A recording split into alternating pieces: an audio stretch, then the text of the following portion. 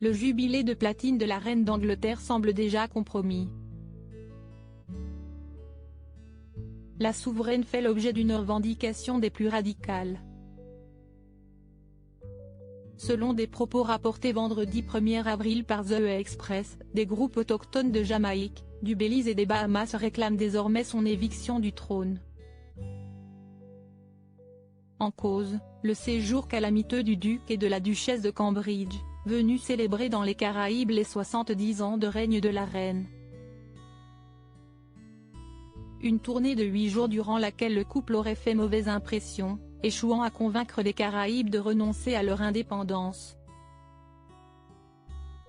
Et si l'on imagine difficilement Élisabeth II délaisser sa couronne, l'affaire reste des plus sérieuses. Dans leur déclaration publiée par The Independent, la coalition en faveur de la destitution expose ses motifs, qui dépassent le simple couac diplomatique. La visite de Kate Middleton et du prince William est ainsi qualifiée de soi-disant offensive de charme. À l'encontre des besoins et des aspirations des peuples indigènes et des personnes d'origine africaine dans les Caraïbes.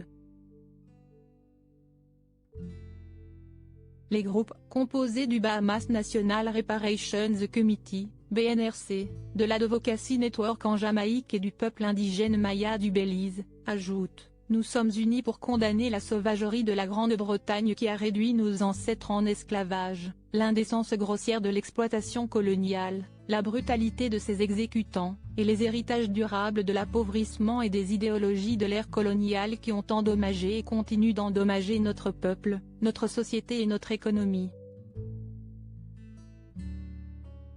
Le prince William à l'écoute. Ses revendications en faveur d'un processus de décolonisation dans les Caraïbes sont soutenues jusqu'au sein des gouvernements des États concernés. Peut-être est-il temps pour le Belize de passer à l'étape suivante en s'appropriant réellement notre indépendance, approuve un ministre bélisien cité par The Independent. Le prince William, qui se dit anxieux depuis son retour, n'est pas défavorable à l'indépendance des peuples caribéens.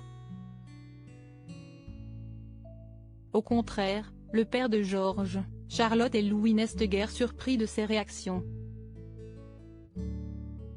Comme le rapporte l'Express, d'après l'expert de la couronne Robert Jobson, le frère aîné du prince Harry se doutait que ce voyage dans les Caraïbes serait le dernier. Selon ses dires, le prince William souhaite que les peuples du Commonwealth puissent décider de leur avenir, et voudrait, en tant que représentant de la couronne britannique, créer un meilleur avenir pour les personnes qui le forment. De quoi augurer une nouvelle prise d'indépendance après la Barbade. Loading widget.